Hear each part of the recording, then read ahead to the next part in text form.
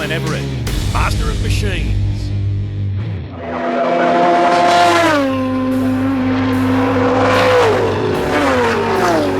This episode, we're at the 2021 Phillip Island Classic, one of Australia's premier historic motorsport events. There's some wild machines here, so let's take a look around and see what we can find.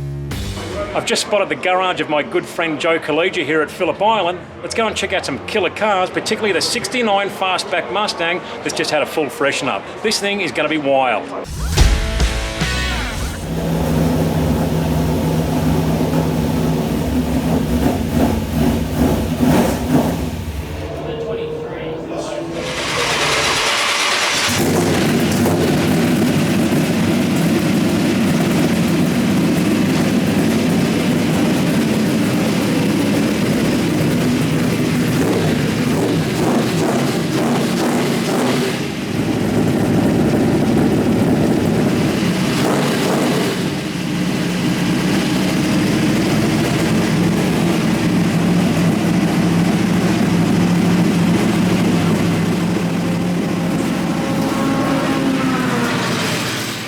Joe, fantastic to see you here at the Phillip Island Classic. I hear this Mustang's had a bit of a workover. She's had a big makeover. Obviously with COVID happening, we pulled the Mustang down and the Corvette. We're looking forward to it. Qualified fourth, which is, I don't think I've ever been up the front. So it's going to be a heap of fun, and hopefully I don't get too scared and I'll enjoy it up there, but it's good. You're a successful businessman who's worked very hard from day one. And you finally got to live your dream, and that's racing motor vehicles, isn't it? Absolutely. There'll be plenty left for the kids. I'm just going to spend it. It's really funny. Probably 2012 was my first race here with my good mate Sean Finn, who helped me. We were up the back on the grass doing regularity, and I think I clocked 2 minutes 30 seconds, and today I qualified at 1 minute 52, so it's taken me 10 years to get there, but better late than never. That's a great effort, mate. So this Mustang, tell us about it. It's a Group NC historic, yep. 69 Fastback, 69, I see. 69, 351, Synergy Racing have given the engine a bit of a warm-up, and you know, we've got two guys that work full-time now on my race cars and other stuff that I collect up the back at Apex. But she's really quick. It's about 620 horsepower. I'm sure it can probably do 147s if Bowie or someone real good got in it. But for me, it's pretty quick, and it's all about getting a fair bit of confidence up the back, and that's what I've had to learn the last 10 years. And tell us about the Corvette these days. She's a wild machine. It's got a fair bit of history over in Europe back in the day, and I've driven that car. I've been very lucky enough to drive it with the 327, but I believe it's had a bit of an upgrade to the engine department. Yeah, you drove it. That must have been back in about 2013. It's a long time ago. So once again, we've pulled that down. We put a 7 litre in there. Must have been about 2 years ago, because we raced at Bathurst at the 12 hour, and it's just unbelievable. Like the Mustang, we've pulled it all down, restarted again. Sadly, we literally finished it on Wednesday night. We got here yesterday, and it's running like an absolute dragon. So got no brakes, steering's really bad. So we're at the back of the field and just going to use this as a really test weekend. We've got Sandown in a couple of weeks as a support category with the supercars V8. So we're going to run to both. JB's going to be on one, I'm going to be in the other. So we'll get it right for that. And speaking of JB, he's driving a very special car here this weekend, isn't he, of yours? He's driving the Carrol Shebly Allard with a Cadillac. It's a completely original car. Shebly raced it in Argentina back in 53, 54. We bought it a couple of years ago. JB raced it at Laguna Seca. Must have been last year, it was the year before, and he won the big Del Monte trophy in it. But we're going to sell it. This will be the last race, and it will probably leave Australia. And we'll try to get something else. We did buy a race Cobra, one of the Salem Snakes, which we're doing up quietly in the back, and so we'll go sort of from a Keystone type of old car to something very Shelby.